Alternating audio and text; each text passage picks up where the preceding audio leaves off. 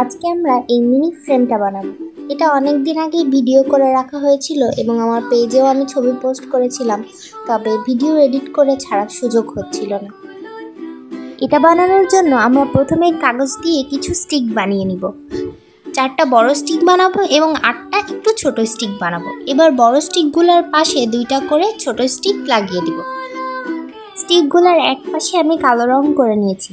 তারপর 2টা স্টিককে পাশাপাশি রেখে 2 কোণায় আঠা লাগিয়ে অন্য 2টা স্টিক দিয়ে সমানভাবে 4 কোণা করে লাগিয়ে নেব।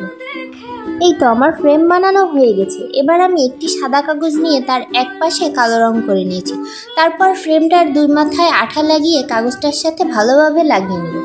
আমি অফ ক্যামেরায় একটা প্রজাপতি সুন্দর করে আঁকিয়ে রং করে রেখেছিলাম, সেটাকে এবার আঠা দিয়ে মাঝে লাগিয়ে নিব।